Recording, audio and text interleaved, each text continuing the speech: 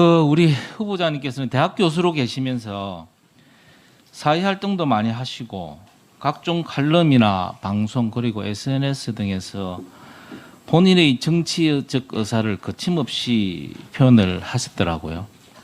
본인의 정치적 성향에 대해서 어떻게 생각하십니까? 예, 저는 개인적으로는 그 진보적 자유주의자라고 생각을 하고 있습니다. 과연 후보자님께서 본인 스스로 중앙선관위원회 업무를 제대로 수행할 수 있는 정치적 중립성과 공정성을 갖추고 있다고 본인은 스스로 생각하십니까? 예, 그 사인으로서 그리고 자연인으로서 일정하게 정치적 이념을 가지는 것은 자연스러운 현상이다라고 생각을 하고요. 그리고 선관위의 주요 업무가 선거법이나 정당법, 정치자금법 등에 관한 그 게임의 룰을 관장하는 것이기 때문에 자신이 가지고 있는 중앙선관위원회 서면 답변 질에서도 위원회의 가장 필수적인 자질이 정치적인 중립성과 공정성을 유지한다는 그 답변을 하신 거죠. 네, 그렇습니다. 그런데 우리 후보자님께서 정치적 편향성을 갖고 있다고 확인할 수 있는 대목이 차고도 넘칩니다. 한번 보시죠. 화면에서도 보시겠지만 모 토론회에서 민주당이 패배했다고 생각하면 따라서 이 전선을 다시 회복해야 됩니다라는 식으로 마치 민주당 선거 전략가적인 발언을 하신 적도 있죠. 저 발언은요, 제가 2012년 대선에 관한 논문을 쓴 중의 발언입니다. 다음, 네. 조국 사태 때도 똑같은 이야기입니다. 조국 후보 딸의 입시를 둘러싼 온 사회의 시선이 따갑다. 서울대와 고려대 학생의 촛불에 마음이 불편하다. 대통령제에서 장관을 맡을 뿐인 사람에게 골고다에 십자가를 쥐고 오르는 예수일 것을 요구하는 것이 적절한가처럼 전 법무부 장관의 사수대로서의 발언을 거침없이 하고 있는 것도 사실이죠. 사실이 아닙니다. 네, 지금은 나중에 나와 있잖아요. 오해를 풀 수 있는 시간을 주시면 제가 충분히 설명을 드리도록 또 하겠습니다. 한편으로 어떤 이야기까지 하셨느냐 하면 심지어 똥 묻은 개가 걔 묻은 개를 나무라고 또 하나의 위선이 또 다른 위선을 공격하고 있다. 정말로 후보자에게는 불공정으로 상징되는 조국 사태에 대한 국민들의 분노와 항의가 한낱 또 다른 위선에 불과한 건지 똥이냐 개냐의 차이에 불과한 그릇된 행동인지 묻지 않을 수 없습니다. 다시 한번 답변을 한번 해보시죠. 네, 저 시로는 제가 서울신문 9월 11일자에 낸 시론인데요. 예. 그 시론의 요지는 이렇습니다. 다음으로 넘어가겠습니다. 우리 사회 잠시만요. 다음으로 네. 드루킹 사건도 마찬가지입니다. 2018년 4월 17일 날 본인의 페이스북에 드루킹 관련해서 쓴 사실도 있죠. 네, 여기에 보면 악의로 접근한 선거 브로커였습니다라는 식으로 발언을 했습니다. 드루킹 사건은 여론 조작을 통해서 공명사건 선거를 심각하게 훼손한 중차대한 사건이라고 보여줄 수가 있는데요. 이러한 드루킹 사건에 대해서 단순히 악의로 접근한 선거 브로커였다라고 평가를 하시면 과연 어떻게 공정한 선관위원으로서의 임무를 수행하실 수 있을는지 참 의문스럽다는 말씀을 드립니다.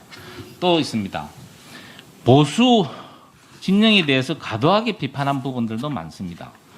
그들이 지켜야 할 것은 일본 제국주의 지배의 유산이고 시민들의 짓밟은 군합발이다.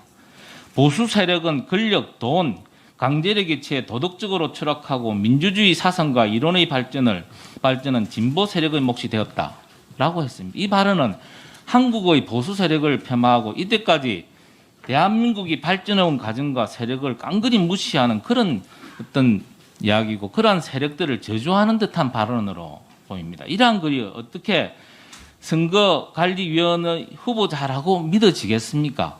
천안함 관련해서도 부정하는 듯한 발언을 하셨고요.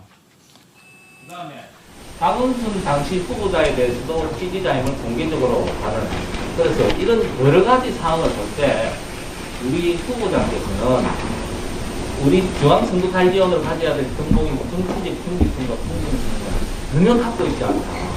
아마 오늘 청문회를 보시는 국민들도 그렇게 판단을 하실 겁니다. 그래서 저 생각은 본인을 위해서도 그렇고 그렇지 않아도 지금 부쩍 공정성 시비에 얽혀있는 중앙선관 선거관리위원회를 위해서라도 용단을 내실 생각은 없습니다.